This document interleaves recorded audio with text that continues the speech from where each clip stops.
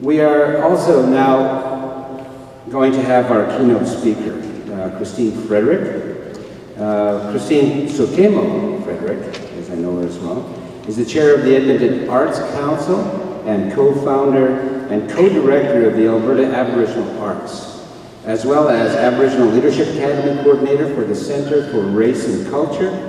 She is a Métis Edmonton-based artist with experience as an actor, writer, singer, musician, dancer, community developer, facilitator, producer, roofer,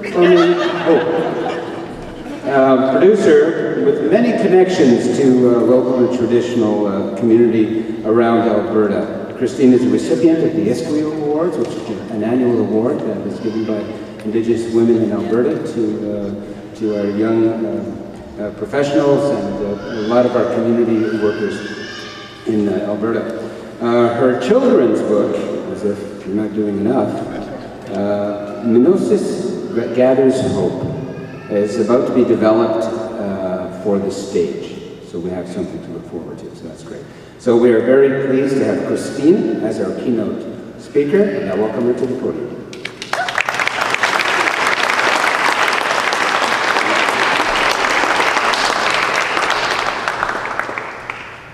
Oh my goodness, I just want to say thank you again, Darla. That was exceptional, and I am so incredibly pleased to follow after you because you totally put me right in the mood. Thank you. Thank you.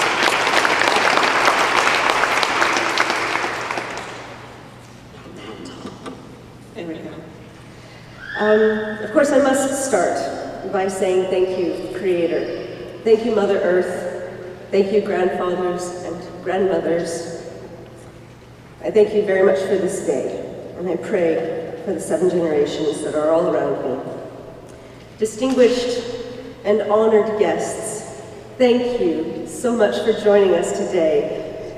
It is absolutely beautiful. It's actually not in my speech. It's beautiful to look around and see everybody here. The camaraderie that's here is so incredibly touching, and I'm very, very pleased to be a part of it today. As Louis said, I am the co-founder of Alberta Aboriginal Arts. It's a professional theatre company and a performing arts organization, and we encourage collaborations in art and performance, in both contemporary and traditional styles. And we bring these creations to audiences across Alberta and around the world. That's just a little bit about me. I am the daughter of an incredible people. And much of what I have to say today, and almost any day, I owe to my mother. And I see the lines of the philosophies clearly from my grandparents all the way down to my own child. What's this event about and why is it important? These are things that we've asked ourselves. Everyone here who's had to do a speech, who's considered joining in the volunteerism of this organization, of this event, we all ask ourselves these questions. Recognizing the efforts and sacrifices made by daughters, by women, to give their families, to promote and support others, to excel in some way, reminds us all what it's all about. Daughters are women of any age, culture, any vocation, talent, or creed. Daughter is a term that's all about relation. And relation is about connection, it's about relevance, and it's about behavior to one another. The creators and the organizers of Daughters Day are people of tremendous vision. A vision that is exciting and propels us all forward, for we can see ourselves and the people we love within that vision. It is a vision that sees the importance of our daughters in all of our lives. The goal of Daughters Day is to ensure an end to discrimination and abuse of daughters, to create and maintain a civil society. In this event, we come together, we find support, we remove blinders and become part of the celebration, expand our thinking and feeling of inclusion, and of course, build relationships. In the work of changing the world to match this worthy vision, we ask ourselves about cultural values of those within us and those cultural values around us. And of course, we evaluate the disparities. And understanding all of these, there's a call to action. My mother has always told me that culture is an imperative to action. It's not something that we passively experience. It is what we give. It is what we do. At the core of this work is expression, from language to action, the quest to solving issues that disrupt social life and human relationships and those with the natural environment. I know this from the explorations of art. Arts began as participatory processes embedded in our ceremonies that included dance, song, drama. All of that communicated our humanity to the Creator, our humanity to each other. Sacred knowledge, histories, and cultural values were transmitted and instrumental in engaging audiences to make arts the conduits of energy, social criticism, and the embodiments of vitality, which of course was very deftly demonstrated by some of the performances that we've already seen here today and the ones that we will see as the program continues. Again, I come from an artistic background. This is the lens in which I see most of my world. Art is a powerful medicine for the artist, for the Aboriginal community and the non-Aboriginal, because it builds a bridge to healthier relationships between Aboriginal people and the larger community. The civic work of Daughters Day is a quest that raises questions about culture, the right to health, identity, development, and education. It's also about the history of denigration and genocide. Shared stories and perspectives reveal personal and collective memories and visions of the future. Barriers are broken down when citizens seek to understand and then use their voice to answer the questions of the value of life and dignity that are surfacing through this very event today. I was asked to be here to share a reflection or to share a perspective from the Aboriginal community, from the First Peoples here in Canada. So what can we learn from the Aboriginal perspective? Well, it might not be common knowledge that Alberta is home to the second largest Aboriginal population in all of this vast country. By Statistics Canada, by 2016, it is projected that we will in fact, for the first time in history, overtake Winnipeg and have the largest Aboriginal population in all of Canada. So we're big.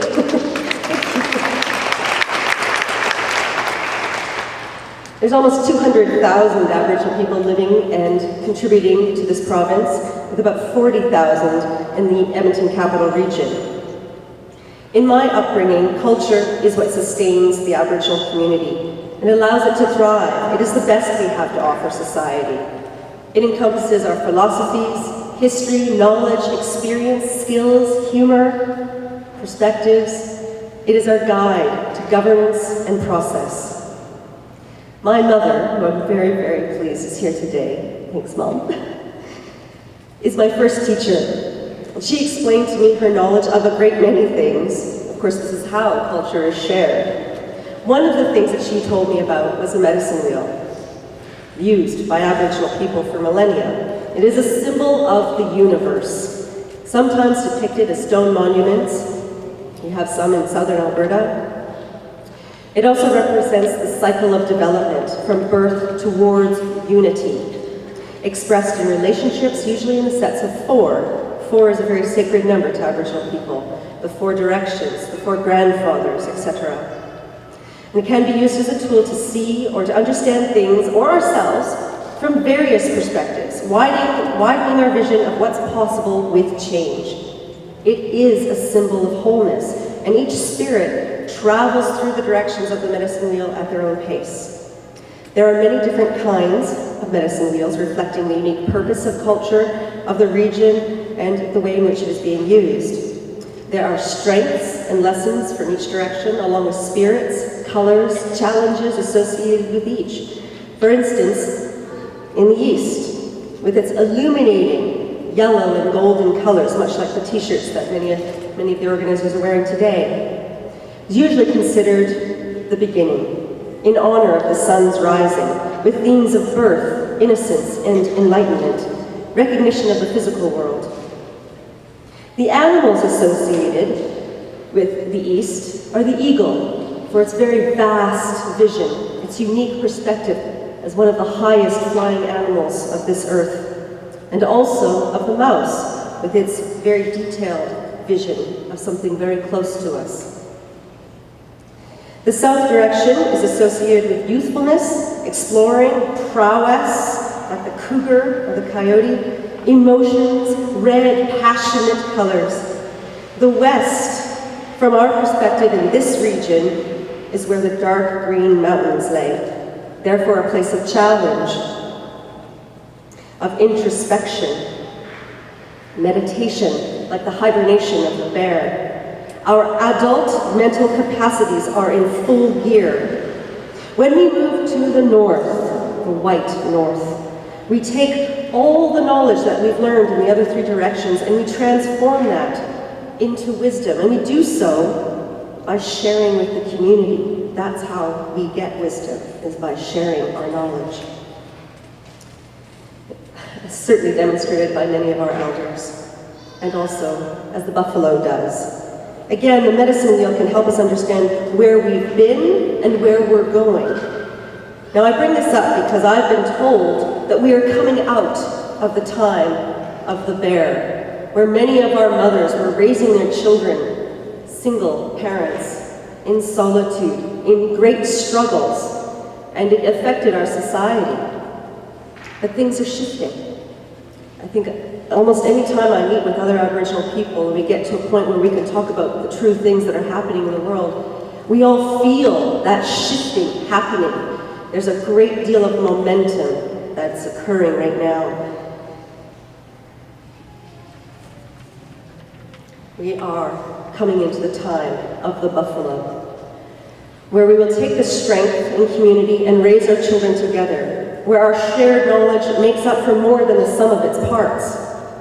Now is the time we see the fortification of community relationships, a renaissance in artistic practice and appreciation, and resurgence of the evolution of cultural knowledge. In my work as an Aboriginal artist and producer, I've asked artists and audiences for years what they want to see reflected on the stage or on the artistic landscape.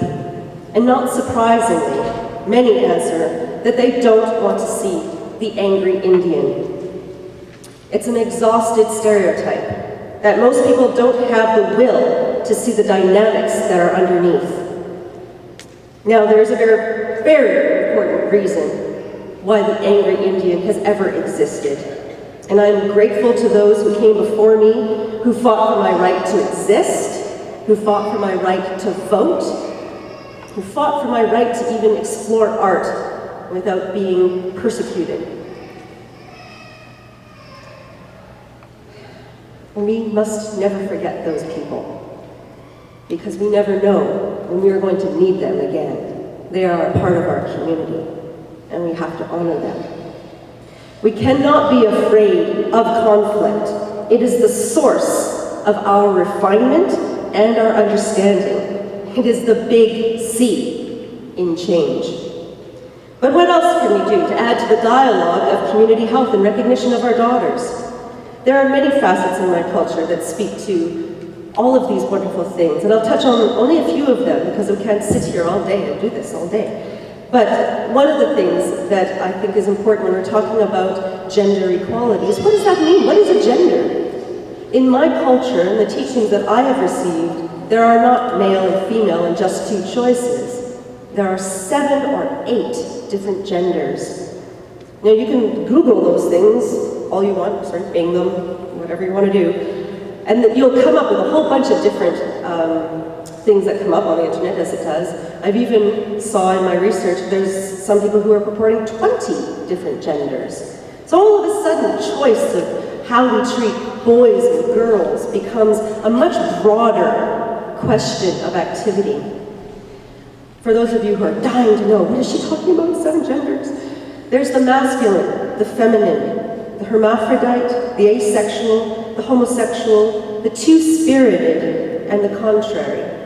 And you may have heard of some of these, perhaps even all of these. And I've heard some people refer to two-spirited as homosexual, or homosexual as two-spirited. In my understanding, they are different things. I have homosexual friends and family members who do not have another spirit inside of them. They are quite definitely a masculine or a feminine person. So I do see a very different definition to those two things. And a contrary person, this is a very exciting person. They do things differently than everybody else. And perhaps that is a little bit of where that angry Indian comes from. They are the person who's willing to show us through their very actions the world is not how we think it is. It is different depending upon your perspective. If we take a little bit of time to honor each of these different kinds of genders and understand that our perspective isn't whole until we do the work of seeing the world from different perspectives, then we'll gain a little bit better of understanding. Another area where I think Aboriginal knowledge can help in honoring our daughters is recognizing their rites of passage. The use and knowledge of the Moon Lodge is gaining momentum, and more puberty ceremonies are being conducted, and a greater thoughtfulness of womanhood is emerging. For those of you who don't know, during their moon time, their menstrual cycle, a woman releases the old energy her body has carried and prepares for connection to Mother Earth's fertility, and that she will carry into the next moon or month. Our ancestors understood the importance of allowing each woman to have her sacred space during this time of recognition, because women are carriers of abundance and fertility. This is a stark difference to the idea that women are dirty or irrational at this time. If more people change their thoughts about this, then we may have more value to womanhood and less violence against women. This, of course, brings me to a point of nearly 600 missing or murdered Aboriginal women in Canada. Clearly, we have not cherished our daughters as we should. This is severe violence against women in the initial, but the lack of will to investigate or to change public opinion is another form of violence against women. Of course, we've heard that evil flourishes when good people do nothing. This is not a women's issue. This is a societal issue, and that needs all of our community members, women, men, elders, and children to solve.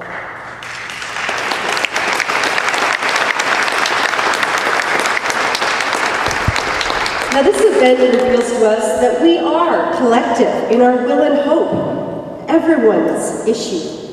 We want you to be stimulated by the inspiring stories of the daughters we have recognized today, stimulated that you begin to see in the people you encounter throughout your day as the inspiration in every daughter around you, that you do your part to be the society that you want, with care and respect, a value to all life, a celebration of life in all of its variety and wonder. Inspiration, I've been told, is the inhalation of God, or whatever your thinking may be. It is that which makes us bigger than ourselves. Of course, that ebbs and it tides. It's not a constant, but we must feed it as much as we can. Just last night, I was having a very standing conversation with my brother about the value of inspiration. How do you keep it going? How does somebody keep going in the face of adversity? And there's no one right answer, but I definitely encourage you to engage in these kinds of conversations, because that is what feeds inspiration. If you want to know where to start in this work of changing the world, start by educating yourself and those around you. Take in celebrations like this, and like the Aboriginal Walk of Honor created by the Dream Speakers Film Festival Society. It's just down the street at Amisquawaska or Beaver Hills Park on Jasper Avenue on 105th. This is the only kind of Aboriginal Walk of Honor in Canada. It's right here in our neighborhood. Take advantage of it. Get to know the trailblazers that are on those plaques. You can, of course, as people have asked me, how do I keep going in my life? How do I do the things that I do and get involved in all the things that I do? Well, I have created a life mission statement for myself, just like an organization does. And it really does help to keep you inspired. I encourage each one of you to spend some time to think about what your own life mission statement is. Seek to reflect the diversity of our city in the representation in various forms, from these awards and recognitions to our representation in office. Embrace the politics you fear. I used to be very afraid of politics. It's very scary. But I was raised to infiltrate, don't assimilate. That is very important to me, because I get asked all the time, why can't you just be a regular Canadian? Because I'm not. I am who I am. I'm very proud of who I am. And I will continue to infiltrate and not assimilate, because we lose the rights we don't practice.